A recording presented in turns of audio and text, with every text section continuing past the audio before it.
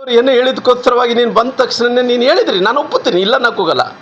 ಆದರೆ ಇವತ್ತು ಯಾರು ಕೂಡ ಇವತ್ತು ಅವ್ರ ಪರವಾಗಿ ಏನು ನಮ್ಮ ನಾಗೇಂದ್ರ ಅವರು ದಲಿತ ಅಂತೇಳಿ ಏನು ಹೇಳ್ತಾ ಇದ್ರು, ಅವರೆಲ್ಲರಿಗೂ ನನಗೆ ಕೇಳೋದಿಷ್ಟೇ, ಇಷ್ಟು ದೊಡ್ಡ ಅನ್ಯಾಯ ಮಾಡಿದಂಥ ಟೈಮಲ್ಲಿ ನಮ್ಮ ಮಕ್ಕಳಿಗೆ, ನಮ್ಮ ಮಕ್ಕಳನ್ನ ಭವಿಷ್ಯನ ಕಸ್ಕೊಂಡನ ಆ ಮನುಷ್ಯ.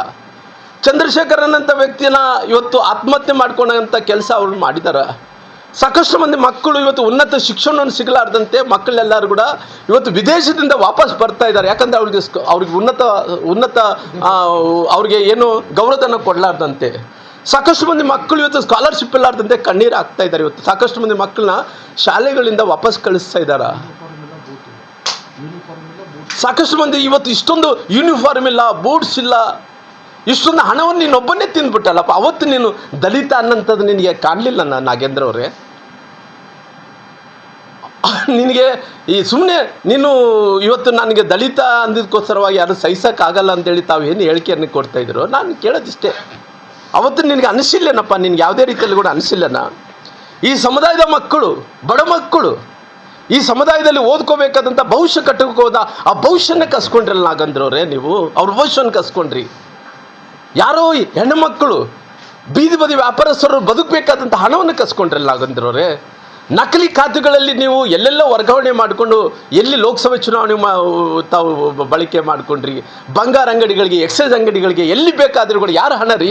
ಅದೆಲ್ಲಗಳು ದಲಿತರ ಹಣ ಅಲ್ಲೇನ್ರಿ ನಾಗೇಂದ್ರವ್ರೆ? ಎಷ್ಟು ಮಂದಿ ಬಡವರನ್ನೇ ಹೊಟ್ಟೆ ಹೊಡೆದು, ಎಷ್ಟು ಮಂದಿ ಮಕ್ಕಳನ್ನು ಇವತ್ತು ಅವ್ರ ಜೀವನವನ್ನು ಕಸ್ಕೊಂಡು ಅವ್ರಿಗೆ ಶಿಕ್ಷಣ ಇಲ್ಲಾರ್ದಂತೆ ಮಾಡಿ, ಅವತ್ತು ನಿಮಗೆ ಏನನ್ನು ಅನಿಸಿದ್ರಿಗಿನ ಖಂಡಿತವಾಗಿ ಇವತ್ತು ನಿನ್ನ ಒಪ್ಕೊತಾ ಇದ್ದೆ. ನಾನು ಖಂಡಿತವಾಗಿ ನಿನ್ನೊಬ್ಬ ದಲಿತ ನಾಯಕಪ್ಪ ಅಂತೇಳಿ ಒಪ್ಕೊತಾ ಇದ್ದೆ. ಇವತ್ತು ಇಷ್ಟು ಮಂದಿಗೆ ಮೋಸ ಮಾಡಿ ಇವತ್ತು ಪುನಃ ಅವ್ರು ಏನೋ ಹೇಳಿದಾರೆ ಅಂತೇಳಿ ಈ ರೀತಿ ಹೇಳಿಕೆಯನ್ನು ಕೊಟ್ಟಿದ್ರಲ್ಲ, ಅವತ್ತು ನೀನು ಯೋಚನೆಯನ್ನು ಮಾಡಬೇಕಾಗಿತ್ತು. ಮಾಡಿದ್ದೆ ಅವಪ್ಪ, ಅವತ್ತು ನಮ್ಮ ಬಡವ್ರ ಮಕ್ಕಳ ಸಲುವಾಗಿ ನಾಗೇಂದ್ರ ಅವ್ರು ನಿಂತರು ಮಂತ್ರಿ ಆದಂಥ ಟೈಮಲ್ಲಿ ಮಕ್ಕಳಿಗೆ ಶಿಕ್ಷಣವನ್ನು ಕೊಟ್ಟಿದ್ದಾರೆ. ಮಕ್ಕಳಿಗೆ ಉನ್ನತ ಶಿಕ್ಷಣಕ್ಕೆ ಹೋಗ್ಬೇಕಂದ್ರೆ ಅವ್ರು ಪ್ರೋತ್ಸಾಹನ ಕೊಟ್ಟಿದ್ದಾನ, ಗಂಗಾ ಕಲ್ಯಾಣ ಯೋಜನೆಯನ್ನು ಕೊಟ್ಟಿದ್ದಾನ, ಬಡವ್ರಿಗೆ ಮನೆ ಕೊಟ್ಟಿದ್ದಾನ. ನಾಗೇಂದ್ರವರು ಎಷ್ಟೋ ಒಳ್ಳೆ ಕೆಲಸ ಮಾಡಿದ್ದಾನೆ. ನಾನು ಅಪ್ರಿಷಿಯೇಟ್ ಮಾಡ್ತಾ ಇದ್ದೇನೆ ನಾಗೇಂದ್ರವ್ರೆ. ನಾನು ಹೇಳ್ತೀನಲ್ಲ, ನೀನು ಒಳ್ಳೆ ಕೆಲಸ ಮಾಡಿದರೆ ಅಪ್ರಿಷಿಯೇಟ್ ಮಾಡೋಂಥ ವಿಚಾರದಲ್ಲಿ ನಾನೇ ಮೊದಲನೇ ವ್ಯಕ್ತಿ. ಆದರೆ ನೀನು ಈ ರಾಜ್ಯಕ್ಕೆ ಜನರಿಗೆ ದಲಿತರ ಹಣವನ್ನು ನುಂಗಿ ಹಾಕಿಬಿಟ್ಟಿಲ್ಲಪ್ಪ, ಅದಕ್ಕೆ ಅದು ಕ್ಲಾರಿಫಿಕೇಷನ್ ಇಲ್ಲ. ಅದಕ್ಕೋಸ್ಕರವಾಗಿ ಇವತ್ತು ನಾನು ಈ ರಾಜ್ಯದ ಮುಖ್ಯಮಂತ್ರಿಗಳು ನಾನು ಕೇಳ್ತೀನಿ, ಇಂಥವ್ರನ್ನ ತಾವು ಮಂತ್ರಿಗಳು ಮಾಡಬೇಕಾಗಿತ್ತಾ? ಭ್ರಷ್ಟರನ್ನ ತಾವು ಮಂತ್ರಿಗಳು ಮಾಡಬೇಕಾಗಿತ್ತಾ? ಅವ್ರು ಏನೋ ಪುಣ್ಯಕ್ಕೆ ಇವತ್ತು ಎಲ್ಲೋ ಕೋರ್ಟು ಅವ್ರನ್ನ ಬಳ್ಳಾರಿಗೆ ಹೋಗ್ಲಿಕ್ಕೆ ಪರ್ಮಿಷನ್ ಕೊಟ್ಟಿದ್ದಾರೆ. ಇವತ್ತು ಬಳ್ಳಾರಿಗೆ ಬರ್ತಾ ಇದ್ದಾನ. ಅಕಸ್ಮಾತ್ ಕೋರ್ಟಲ್ಲಿ ನಾಳೆ ಬಳ್ಳಾರಿಗೆ ಬರಬಾರ್ದು ಅಂತೇಳಿ ಆದೇಶವನ್ನು ಕೊಟ್ಟಂಥ ಟೈಮಲ್ಲಿ ನಮ್ಮ ಬಳ್ಳಾರಿ ಪರಿಸ್ಥಿತಿ ಏನು? ಅವ್ರನ್ನೇನ ಜಿಲ್ಲಾ ಉಸ್ತುವಾರಿ ಮಂತ್ರಿಗಳು ಬೆಂಗಳೂರು ಮಾಡ್ತೀರಾ? ಅಕಸ್ಮಾತ್ ಕೋರ್ಟ್ ಏನನ್ನ ಆದೇಶವನ್ನು ಮಾಡಿ ಇಲ್ಲಪ್ಪ ಬಳ್ಳಾರಿ ಬರೋಕ್ಕಾಗಲ್ಲ ಅನ್ನೋಂಥ ಟೈಮಲ್ಲಿ ಯಾವ ಜಿಲ್ಲೆಗೆ ಮಾಡ್ತೀರಿ? ಬೆಂಗಳೂರಲ್ಲಂತ ಉಸ್ತುವಾರಿ ಮಂತ್ರಿಗಳು ಮಾಡಬೇಕಂದ್ರೆ ಆಲ್ರೆಡಿ ಇನ್ನು ಬೆಂಗಳೂರು ಮಂತ್ರಿಗಳು ಕೊಟ್ಟುಬಿಟ್ಟಿದ್ರಿ. ನಾಳೆ ಎಲ್ಲ ರೀತಿಯಲ್ಲೂ ಕೂಡ ನಾಗೇಂದ್ರ ಅವ್ರನ್ನ ಬಳ್ಳಾರಿಗೆ ಬರಲ್ಲೆಂದು ಕೋರ್ಟ್ ಆದೇಶ ಕೊಟ್ಟರೆ ನೀವೇನು ಅವ್ರು ಶೋಕೇಶ್ ಗೊಂಬೆಯಲ್ಲಿ ಶೋಕೇಶ್ ಮಾಡಿ ಬಂದಂಥವ್ರು ಹೋಗೋಂಥವ್ರು ಎಲ್ಲರೂ ಕೂಡ ಶೋಕೇಶ್ ಗೊಂಬೆ ಥರ ನಾಗೇಂದ್ರ ನಿಲ್ಲಿಸಿ ಅವ್ರು ನಮಸ್ಕಾರ ಮಾಡಿ ಹೋಗಂತೀರ್ಯಾ?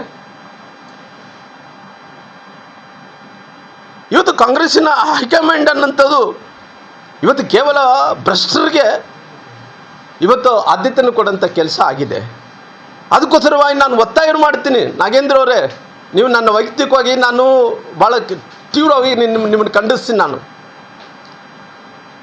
ಹೇಳಿದ್ರಲ್ಲ ಅವತ್ತು ಯಾರ್ಯಾರು ಏನೇನೋ ಎಂದು ಹೇಳಿದ್ರಲ್ಲ, ನಾಗೇಂದ್ರ ಅವರೇ, ತಾವು ನೈತಿಕತೆ ಇದ್ದರೆ, ಈ ದಲಿತರ ಬಗ್ಗೆ ನಿನ್ನ ಗೌರವ ಇದ್ದರೆ, ದಲಿತರ ಹಣವನ್ನು ತಗೊಂಡು ಇವತ್ತು ಪುನಃ ಮಂತ್ರಿ ಸ್ಥಾನವನ್ನು ಪಡ್ಕೊಂಡಿದ್ರಲ್ಲ, ನಿನ್ನ ಆತ್ಮಸಾಕ್ಷಿದ್ರಿಗಿನ ನೀವು ಕೂಡಲೇ ರಾಜೀನಾಮೆಯನ್ನು ಕೊಡಬೇಕನ್ನಂತ ಒತ್ತಾಯ ಮಾಡ್ತೀನಿ. ನಾನು ಮಂತ್ರಿಗಳ ಸ್ಥಾನದಿಂದ ನೀವು ಕೂಡಲೇ ರಾಜೀನಾಮೆಯನ್ನು ಕೊಡಬೇಕು. ನಿಮ್ಮ ಆತ್ಮಸಾಕ್ಷಿದ್ರಿಗಿನ ಬರಲ್ಲ. ಈ ರಾಜ್ಯದಲ್ಲಿ ಬೀದರ್ಗೆ ಹೋಗ್ರಿ, ಚಾಮರಾಜನಗರ್ಗೆ ಹೋಗ್ರಿ, ಈ ಕಡೆ ನಮ್ಮ ಗದಗ ಕಡೆ ಹೋಗ್ರಿ, ಕೊಪ್ಪಳ ಕಡೆ ಹೋಗ್ರಿ, ಬೆಳಗಾವಿ ಕಡೆ ಹೋಗ್ಲಿ, ನಿಮ್ಮನ್ನು ಯಾವ ರೀತಿಯಲ್ಲಿ ಶಾಪ ಹಾಕ್ಕೊಂತಾರೆ ನೋಡ್ರಲ್ಲ.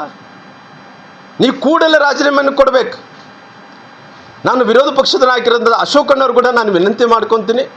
ನಮ್ಮ ಛಲವಾದಿ ನಾರಾಯಣಸ್ವಾಮಿಯವರು ಕೂಡ ನಾನು ವಿನಂತಿ ಮಾಡ್ಕೊಡ್ತೀನಿ.